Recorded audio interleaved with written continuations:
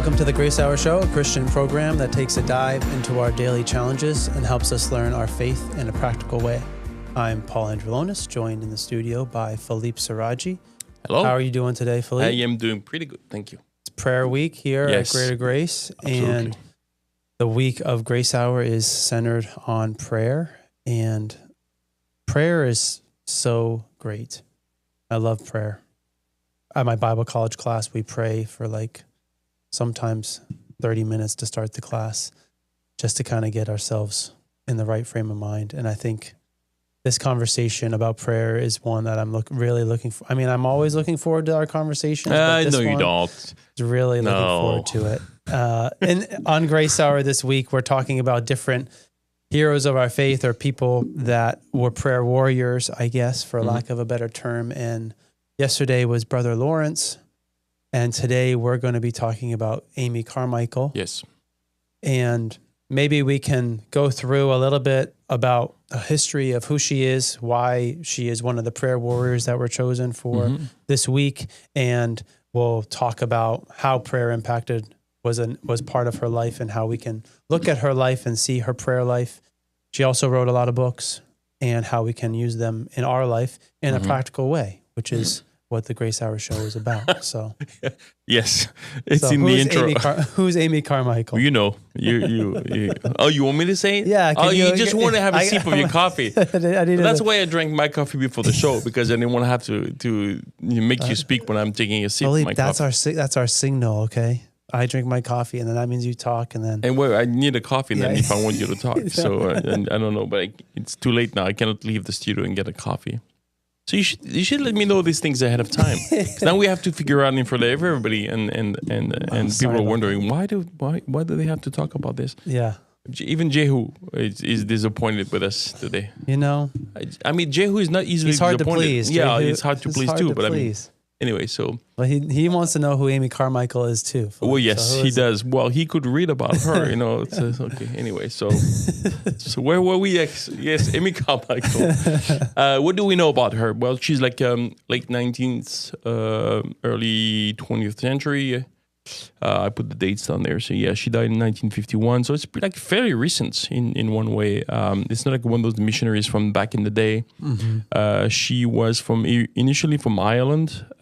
She moved to India, I think I don't know, she's in 1904, 1905, maybe something like this. 1895. 1895, look at that. You have all the dates. And so you put the coffee down. How about you finish it? You have all the data. I'll just... All right. Okay, sure. Why not? Okay, thank you. So she was a missionary. She first went to Japan. She was. And then she came back to Ireland. Then she went to India, and she stayed in India for the rest of her life. 1895. So she was in India for over 56 years, it looks like. And while in India, she noticed and she saw the needs of... The main thing that she noticed in the ministry that she had was two young kids who were left or abandoned by their parents because of the type of worship that they were doing. So she started an orphanage. She started ministering to the children, the neglected children of India, or those who were sent to or sold into prostitution in that area of the world. Yes. And she developed a fellowship, I don't know how to say this, Donavor Fellowship, which was rescuing children and providing safety for those neglected kids in the slums or in the areas of India. Yes. And as she was doing that ministry and ministering to all those, she fell and was not paralyzed, but she broke both of her legs, and her spine was twisted, and she was unable to do the things that she was doing. So for 20 years, the last 20 years of her life, she was bedridden and wasn't able to move. And we were talking earlier about it in the 1930s, the type of medicine, and not only that, but also in India, the experience that she had in her final years of her life was one of suffering and pain, and also seeing the needs of the children that she was ministering to and the people that she was ministering to. And in that time, she wrote many books, and we'll talk about the impact that had on her prayer life and the prayers that she wrote and the things like that. But she was a significant difficulty, significant pain in her life, and prayer was definitely a resource for her in those times. And we see that through the prayers, and see that through the books that she's written. So that's kind of a very quick synopsis of her. I don't know if you want to add any other details that I missed. No, I mean, we're not like developing a biography. So you guys, you can look at, I mean, if you've never heard of Amy Carmichael, then definitely you should look into some of the books. I think we did our producers recommend some of the books that we should. Yeah, they did. So there was one that I saw. Things as They Are. Yeah, Things as They Are. That's a good one. And I think, hold on, I'm looking for the other one that I love was A Chance to Die, right? A Chance to Die. Yeah. And it's not by her, but it's actually Elizabeth Elliot, who wrote the book about Amy Carmichael. Wow. And it's a good book on like some of the lessons that Elizabeth Elliot got from Amy Carmichael's life. I don't think they knew each other at all, because they were not from the same era. If I'm not mistaken, Elizabeth Elliot either is still alive today, or she died recently. But anyway, so I get my dates confused sometimes. You can tell, especially you have a coffee and then I don't, so that doesn't help. No, but I mean, like, obviously she's. I mean, we can debate whether or not we won't call people heroes of faith. We call those in Hebrews 11 the heroes of faith. That's not how the Bible really calls them in one way. I mean, like, not heroes in the sense of like somebody we look up to as a person, but we look up at two people in their faith. That's what Paul was asking people to do. Okay, as I'm walking with Christ, then follow me, but follow my faith. And just like also we encourage to look up to our leaders whose faith we follow. Yeah. So I think when I read some books, biographies, or books by someone who went through something, to whom God has given like a special gift of writing, maybe, or experience that brings up things that echoes in our lives, but we were not able to put words on. I think that's a great something. Like yes, of course, the Bible is the key. Bible is number one, in our reading priorities. But if I'm left alone, my devotional time, that's why we have the church, right? We're not just left alone understanding the scriptures without help, but we have those messages and maybe those fellowship and sharpening of iron, sharpening iron together, of understanding the Bible. And also reading some good books that people have that are based on scriptures, but also explaining how the truth of the word were developed in their life and how it means something to them. And I think Amy Carmichael definitely is one of those that we can't just dismiss, because she's got so many things that are valuable. So that would be the encouragement. I mean, yesterday, same thing with Brother Lawrence. Maybe it's the first time you hear of the name, then just go ahead and dig it up, because this era of people like Brother Lawrence and others, like back in the 17th and 18th century, the pietist movements and others, and maybe like Fenelon and Madame Guyon and all these guys, they're from a different movement, but you could call them mystics, in one way. But what they write is it speaks. Even if you don't adhere to their mystical, approach to not in sense of mythical, but mystical in the sense like we could say, almost like hyper spiritual to some extent. Yeah. But if you read what they write and then you apply that to your life, surrounded by what you know of scripture as being doctrinal, then it's just like it's so refreshing, Yeah. So I think just one thing that you said, well, the Apostle Paul said about following a person versus following their faith. Hello, we have a visitor. Following someone's faith and versus following a person is such an important distinction to make. Yes, because you can be so consumed with an individual. Yes, even a historical father of our faith. People that early church fathers, or some of the individuals that we have that we're talking about on Grace Hour, or different people that have developed different teachings and different theologians over the years. And I can be so consumed with the person that I am not looking at the faith that they have, or I can be blind to maybe something that nobody is perfect, and maybe there are negative aspects or there are things that I'm focusing on because they have said it and not going before God with those different things. And in some of these times, there was a lot of debate and a lot of discrepancy and a lot of discussion that was happening between these different individuals as well. So that's something to keep in mind when we're looking at these different things that these people are saying. And the passion and the desire that they have in what they are saying is something that I think we can learn also. It was like their life is depending on these things that they're talking about. Like Amy Carmichael is surviving because of what she is learning from the Lord in her prayer life. Being bedridden and in a place and not being able to do what she can do and suffering, but God is with her in that. So we can be looking at it like, oh, well, she had it bad and my life's not that bad, so I don't need to have the same type of prayer life or have the same type of mentality. And it's like, but why would you not want that? Yes. Why would I want something less? Because maybe I don't suffer in the same way, but we can suffer in different ways. Yes. And we are going to have that type of suffering. And if I'm not looking for God to be with me in that, if I'm not looking for opportunity to have relationship with him in that, then my suffering is going to be even more difficult than if I had somebody with me in it. You know, I'm not, so. I mean, also, I think you're making a great point about we equate, there's a question that's interesting here, but we can connect how prayer affects our pain. But I don't think we can, the mistake would be, and that's what you're saying, to think that, okay, I don't suffer like maybe Amy Carmichael, therefore I don't need to pray like Amy Carmichael. Yeah. Well, she discovered prayer through pain. Yes. She didn't need more prayer than we do. We need. Yeah. When Paul says to, like pray without ceasing, I don't think he's giving us prayer without ceasing if you're in pain or if you're in a predicament. It's prayer without ceasing for all of us. Yeah. Now, praying when you're in pain makes a difference. Of course, maybe, and you might see the difference in a different way. But obviously, like this prayer that you and I were talking about, I'm going to pull up my phone. It's a small prayer a part of a prayer that she wrote.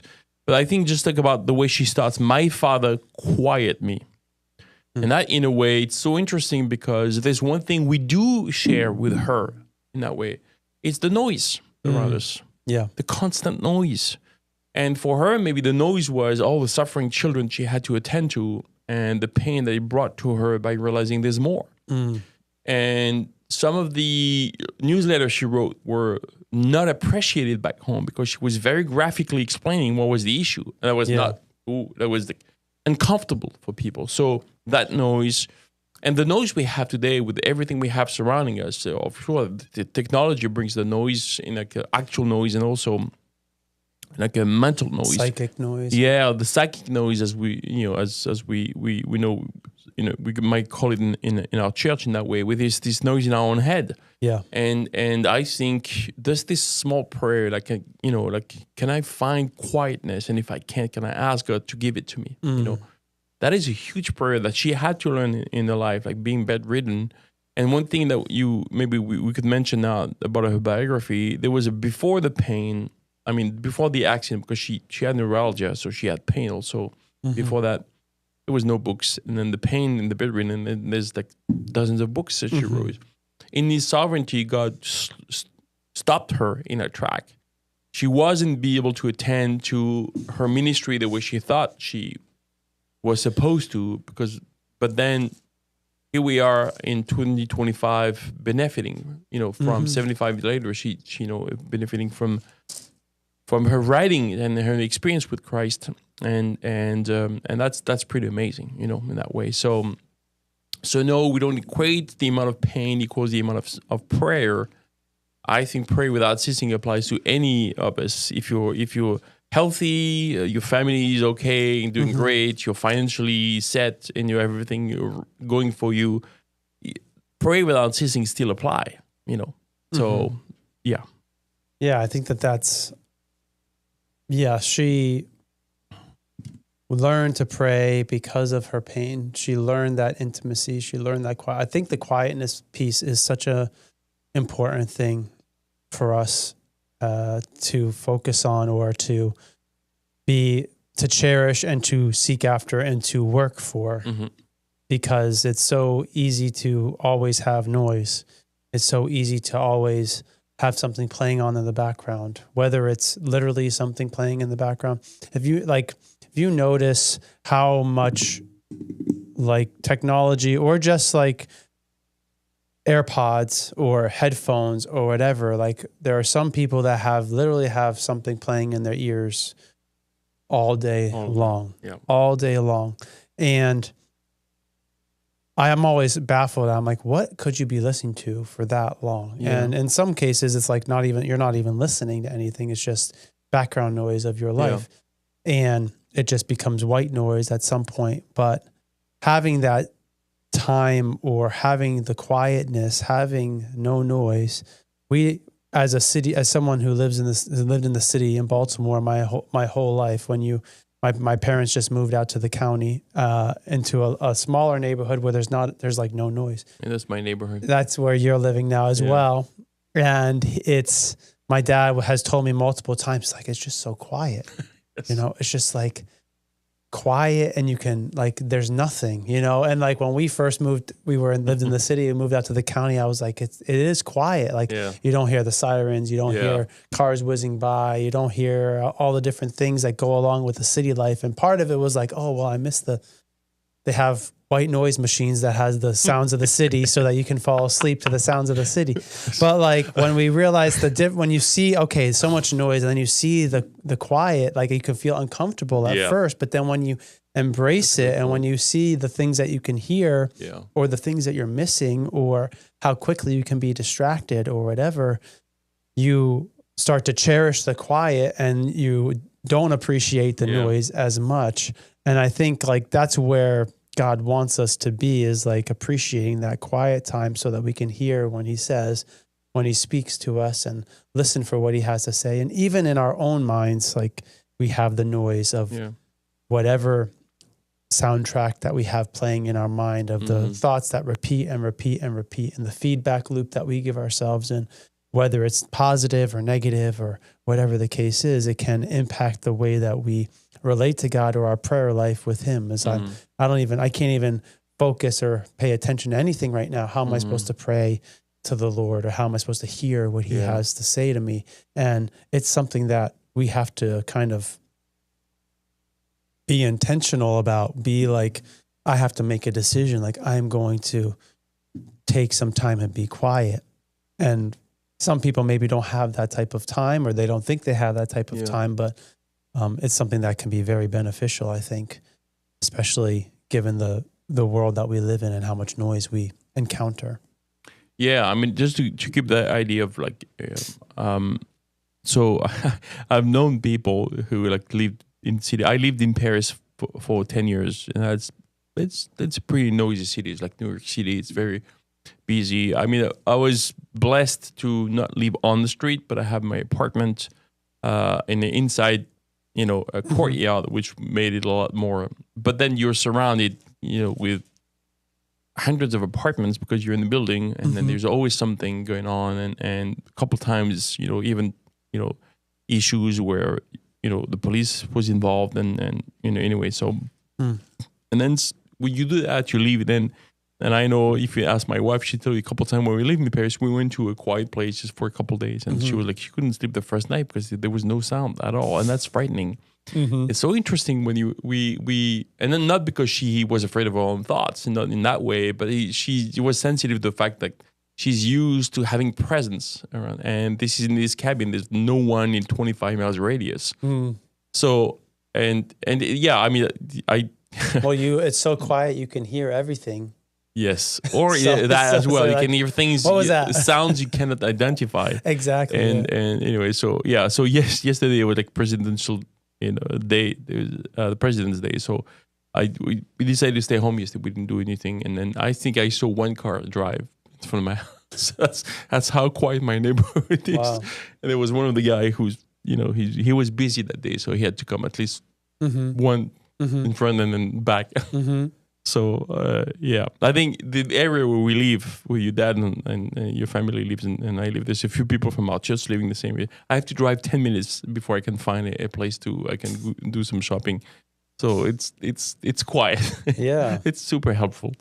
Anyway, so that's not the point. I'm not, if you want to know where I live, then I cannot tell you online, but you can text me and I'll tell you where to move. Yeah, so the second part of that prayer that she said, quiet me, and then she goes, and this is, until in your holy presence, I think your thoughts with you. And that is mind-blowing, because we can sometimes misinterpret Isaiah 55, like 11, my thoughts are not your thoughts. I mean, it's until 11, but my thoughts are not your thoughts, my ways are not your ways. And then we forget 11, that that I can send my word and it would not return to me void. And the point is not to separate the fact that God has his thoughts and I have mine. That's it. He has his thoughts, I have mine. That's the preface of the point of. But you can have my thoughts. So it's not to separate, it's just to make a point. The separation is to make the point that if you want to have my thoughts, you have to submit to my word, and there's an exchange, like we see in the renewing of the mind that we see in Romans 12:2. And I think that's what prayer does. And that's why she puts in her prayer, like, quiet me. I mean, help me shut down my own voice in that way, my own thoughts. Because, I mean, it's not that I'm nothing in that sense, I'm worthless, but my thoughts are not his thoughts. That's just a given. So I already have my thoughts. Can I just shut them down for a minute and look at his thoughts? And maybe I'll discover they're better. Yeah. So it's not like, your thoughts are worthless in the sense that we're condescending to the idea, like, I'm worthless all the time. That's not what Isaiah 55 says. Just like in the perspective. Okay, you and I are working on this earth, and I look around. Now, if I have a drone, do I get a bird's eye view if I have a camera on it? Sometimes it's more useful. It's not like, oh my God, I'm stupid. I just have two eyes, and I'm working on the planet. Now, this perspective is better, and I think this is what God says. It's that, of course, it's more than better. His thoughts are eternal and pure and without defect, and we get the point. But the point is not to. So it's an invitation, I think, for God to say, "Let me pour my thoughts into your mind." Like. And I think that's what she says. And the point that's interesting, it's the Word of God does that, renewing of the mind, as Romans 12:2. But prayer does that. Can if I quiet down, can I his thoughts with him? And does that change, my perspective? And then one more thing it's one thing that I do say when I do counseling and people go through tough times, and I know it's hard for people to hear encouraging verses when you go through difficult times. And sometimes it sounds like if you don't preface what you're about to say, like, I'm giving you like some good verses and be on your way, like there's no compassion. The question I'm asking almost every single time is, do you think that God has a thought or has something to say to you in that period? Do you think he does? And the answer, hopefully it's yes. If it's yes, okay, let's see what God could say to you in that time. And then we introduce the idea. Because I don't want to be insensitive, but I also don't want to miss the point of God. If I quiet down my stress and anxiety and own thoughts, maybe if the Father quiet me and then I can think your thoughts with you, that will change my perspective on things. That's what prayer does. Yeah. Yeah. There's like this prayer, there's this idea, I guess, of what prayer is meant to be. There's an idea of what I'm supposed to pray. There's an idea of how I'm supposed to feel when I pray, and the timing and all these different things that we can get so caught up in our prayer, or why I don't pray, or there's something between me and God, or different things that can impact our prayer life.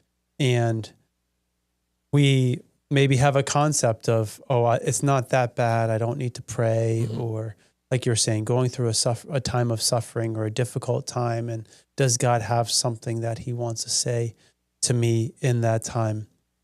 And do I want to hear what God has to say to me, or do I even want to think about what he has to say? Or am I so caught up in what it is? And thinking about the suffering that Amy Carmichael went through and suffering that so many people have gone through.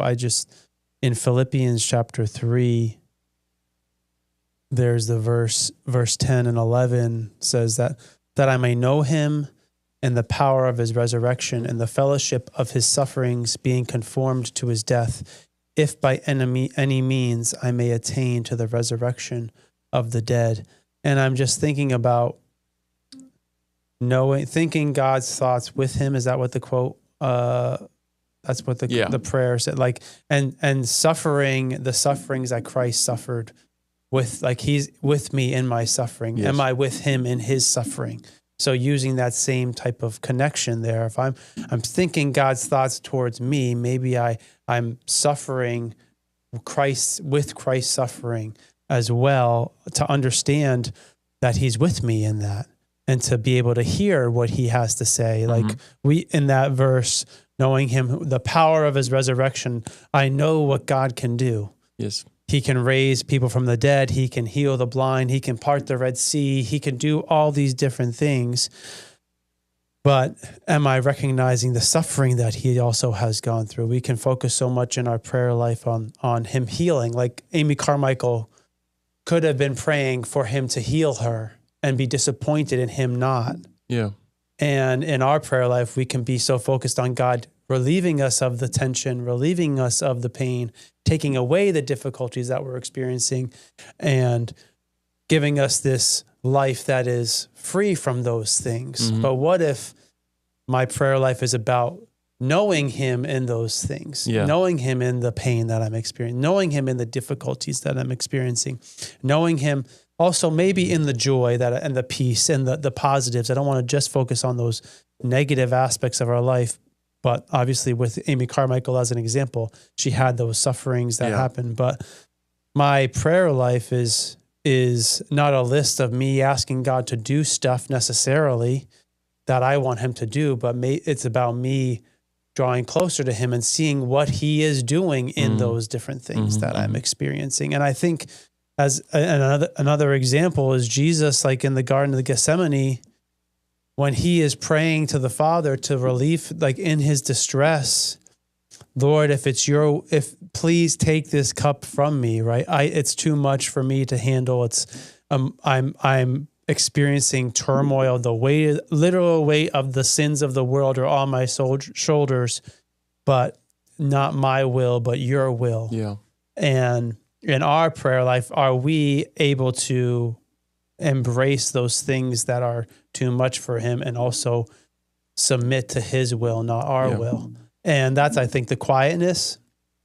But one thing that I think is more just to kind of extend that or go deeper into that is like there's an intimacy that in prayer that we have access to with God, where like just like Jesus said, Lord, take this cup from me. It's too much, but not my will, but your will. It's the same thing as, does God have something to say about this thing that you're going through? Yes. And am I willing to sit in it and be with him in it, in my prayer? And I think that the intimacy is an important factor in that. Like, am I willing to even hear or to say or to express those things that I'm feeling, and letting God work or letting God say what he has to say, and listen for what he has to say in those times. Yeah, and I think it takes us to the question we were talking about earlier, like how can seeking God in prayer as we experience pain transform our lives? And I think this is related to, I think, what Amy Carmichael went through. And the point is, we go back to where we said earlier, is like how much of God is in my life, how much of God's thoughts are in my thoughts, you know. And I think it's for me, like if I were to summarize what prayer, how prayer starts, maybe I'm talking about when we go through something difficult, because we know that praying without ceasing means I don't need a reason to pray. I just enter into the throne of grace boldly, and I express my thoughts and desires as well. That's what the Bible is very clear on the fact. There is no spiritual, not spiritual prayers. Oh, if I pray for others, I'm more spiritual than if I pray for my needs. God tells us absolutely no. Please, make your needs and desires known unto him. So we do that. So let's not fall into the trap and thinking, well, if I ask for something, like maybe I shouldn't. No, God wants. And then the attitude that matters when we did ask is, I'm okay with God saying no or saying wait. That's when the spiritual life comes in. But the point is here is, like if I don't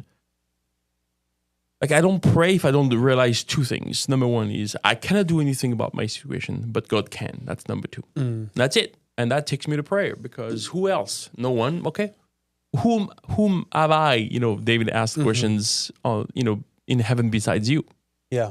And I don't have saints. I'm not a Catholic. I'm not asking, for somebody below, they have God, the angels, and then the saints, and then they have a special, areas where they're supposed to pray for certain saints, and then they have their responsibilities.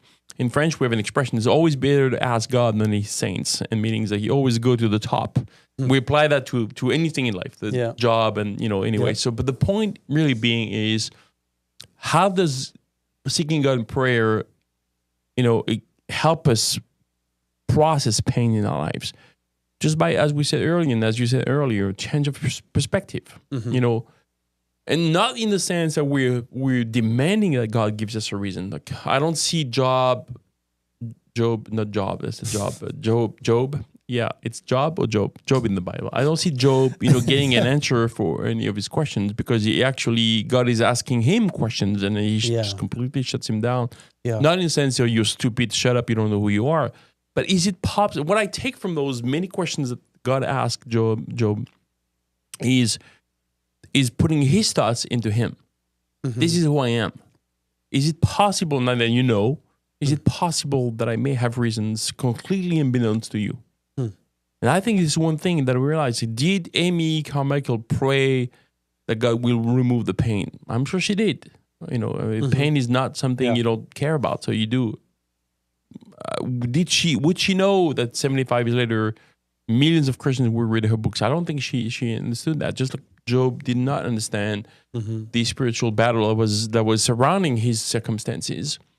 But then, so sometimes we do get an answer, and that's what prayer can give to us. Or sometimes we get a word from God, and that's, as we see sometimes in the Bible, I have my expectation on him, a word I'm waiting on him. I'm waiting for a word from him. Not even not even chance of circumstances, but a promise. And I think that's what prayer does in our life. Like, we're looking for God and asking him, to give us something, and then we're going to be satisfied with. And Job didn't get the answers to his questions, but he got questions that put him back in his place in one way. And good, not, again, in a condescending way, but let's put it, I'm going to word it differently. That put God back in its place in a good sense. Because it's like, I'm Job, you're God, I'm sitting across the table, I'm equal with you.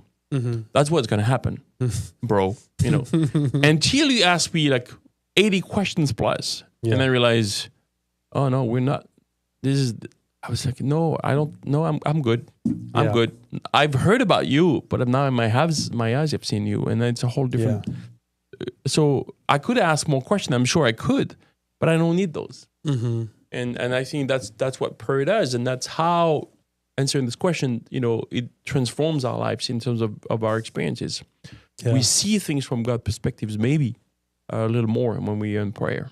Yeah, we are looking for his perspective. We are trying to see things with his eyes and think with his thoughts and experience our lives through that lens of the eternal, not just the temporal. Yeah. Which is difficult as a human being, to be having a different value system or having a different viewpoint of my life. Yeah.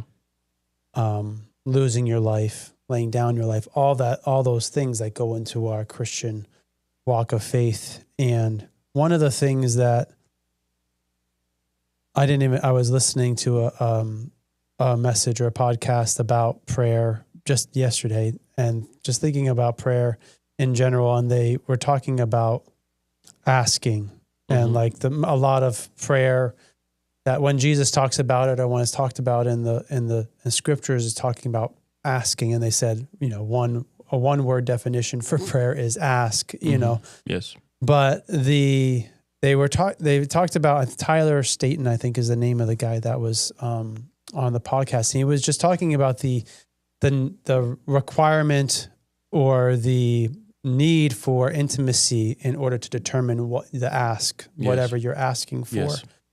If I am not close with God, then my prayers, the things I ask of him, or if I don't know God in an intimate way, then my requests of him will be reflective of that. Yes. I'll ask him to take away the pain. I'll ask him to give me $1 million. I'll pray all these different things that are maybe superficial things that are the list of items that I want him to do, versus the ask of an intimacy where I am wanting to draw closer to him and get to know him in a more intimate way. So there is this level of intimacy that in our life, in our walk of faith, that will dictate what our prayer life will be. And maybe drawing closer to the Lord, getting to know him more, is the thing that I need in order to have a quietness, and then also for my prayer life to go to maybe to be a more deep type of relationship like David had, where he is able to kind of make his requests known to the Lord. And,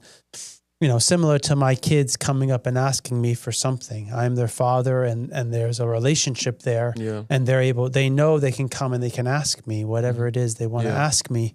And that's the picture that I would like to have of my relationship with God, is that I can go to him and I can ask him, and I can wait for his response and wait for his answer, or look for his response or look for his answer, so that I can have that question answered, or just be closer to him and know that. So we can be very, what's the word I want to use? We can be hesitant maybe to ask God for things, or we have to ask in a particular way or whatever, in order for us to be praying appropriately, or whatever the case is. And I think there is that discussion of, okay, am I supposed to pray a prayer in order for God to hear me? Does it have to be specific words? Does it have to be in a particular order? Do I have to do it a certain number of times a day? Yeah.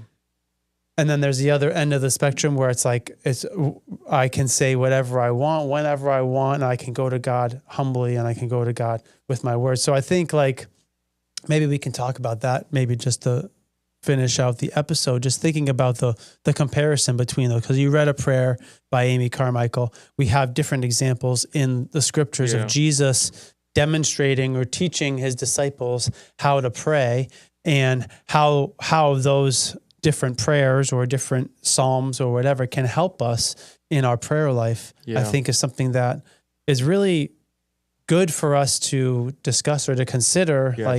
Maybe I don't know what to pray. Maybe I'm in a difficult situation and I can't even find the words, and I want to pray. I want to draw closer to God, but I don't know what to say. And can those prayers, can the psalms, can different words of another person, can I take those and use them and have them be a prayer that I pray? I mean, I love that, but I want to go back to what you said earlier about that podcast, because we're preparing the show earlier. You said something more that you didn't say today about the person. You said when you ask, your kids are asking you a question because of your relationship, the question they would never ask me. Which I think is also a very good point. Because I know your kids. I see them. I help on Wednesday nights. Opening the door so I see a lot of kids in the school, and then I see your kids. I might say hi to Isaiah. But I mean, then if they need something, or if there's something on their heart, or something, they would never even think about asking. Even someone they see on a regular basis, because the relationship is not there, and the relationship's not. If it was there, I'm sure they're asking things to you that they don't even ask their grandparents. And that's the point that I think really spoke to me when you said that earlier. Is that when can I reach that level of confidence and faith and trust and intimacy with God that puts me in the place where I'm going there as a kid, just like I don't think your kids are coming to you unless And as kids can be manipulative, but we're not talking about that. Can your kids come to you just like bluntly and ask you something without any prefacing or any preparation? Yeah. Hey, can I have that? Can you make me a sandwich? Whoa, can you say hi first? No, get the sandwich. I'll get you a sandwich. Yeah. That's the point. Like you're on the way. Can we stop at Chick-fil-A on the way home? Yeah, of course. Without we can, regard for the environment or the situation or whatever, if they have something that they're going to ask, they're going to ask it. And, that's a good point. So I think that's what I like about that but they would do it with you.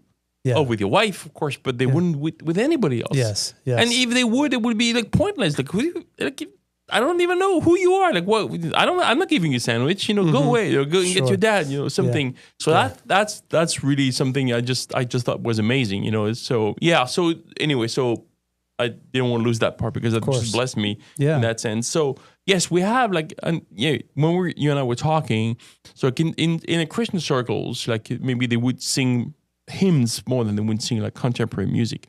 Mm-hmm. I'm not making a point about worship. I have my preference, but I'm not a worship leader, and I think God uses worship, in a way that I don't understand. But what I do appreciate with hymns is when you read them, it's almost like you're reading a theological book. Everything is sound and biblical and correct, and the wording. And for some people, it doesn't matter. For me, it does. It does matter because I don't want to say things that I don't believe. And sometimes we have this impression when we worship. And it's the same with prayer. Oh, we don't Catholics, we don't read prayers. I see that. I see your point, but I'm doubling, your point by saying maybe we could. We could. And we have a prayer that Jesus has given us, his disciples, and given to us, and we have a whole teaching on Matthew chapter 6 in there, and the point really that I think could be made is that I have good friends of mine who are like in the Reformed church, and sometimes they say, well, I read this prayer that was written the other day, and there's a sense of, okay, I'm not doing this, but on the other hand, like I was reading prayers by Carmichael, and they brought a good 10 minutes of conversation between you and I this morning, because that's this very sentence, Father, quiet me. Mm-hmm. She wrote it. She says it to God, and she's going to write it for our benefit. So, of course, it's not the word of God, but still, it just caught my attention, Yeah. So, and then what we don't realize is Psalms are not just worship songs. They're also prayers. Yeah. Some of them imprecatory prayers. Mm-hmm. So it's just like, can I read those? And actually says, well, yeah, Lord, these are my words. I don't have them, but these could mean something, So yeah, having this idea of I don't know what to pray. Well, then read some of those and read the ones in Psalms. Yeah, instead of not praying. Yeah, like if that's the alternative, right? I don't know what to pray, so I'm not going to. Praying. Okay, well, like let's like look at what is prayed by other people, and can that help me? And I think we use that in evangelism. Pray this prayer to the Lord, and then I think there's a balance, just as we were saying about the Christian fathers or theologians who have come before. We are looking at what they are done and also examining and going before God with the teachings that they have. The same thing with the prayers that are written or with the Psalms. It's like, okay, Lord, what is this? How do I apply this? And how do I get closer to you, draw closer to you in these different things, and be able to have that type of intimacy where I can say the things that David says to the Lord. Yes. Like God is not afraid, or God is not scared of our prayers, or scared of the things that we will say to him, but maybe we are hesitant in what we are willing to ask him for, what we are willing to go to him for, because we're not close with him or because we don't know him. And I think the more that we have developed that relationship, the more that we are drawing closer to him, the more our prayer life will reflect that intimacy or that relationship. And we can't go from 0 to 100, like go from no intimacy to, like, I think that's what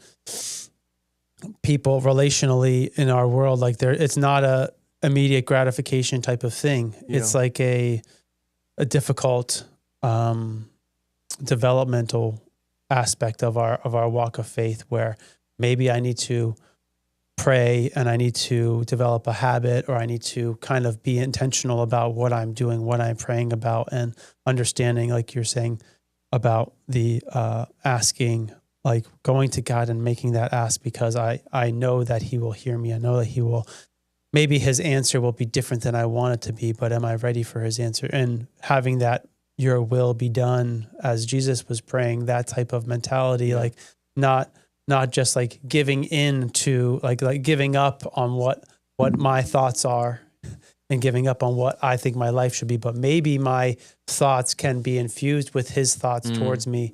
And not only his will, but my will can be infused with his will also. And my emotions can be, sourced in who he is and not just who I am. And all parts of our soul can really be intimate and be close and be conformed to his image, so that we can go through difficulty, so that we can go through the victories and the defeats with him, and have our prayer life be a conversation, not just a asking with an expectation of like a transactional type of thing, but we're communicating, he's communicating, and we're communicating on both sides of that conversation. Yeah. Oh, amen.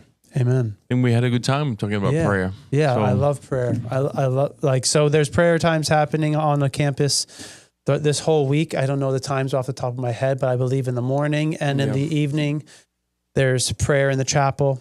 Make sure you check out the rest of the episodes of the Grace Hour show this week, as they talk about 3 more prayer warriors.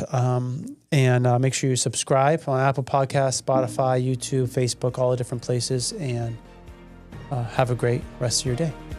Amen.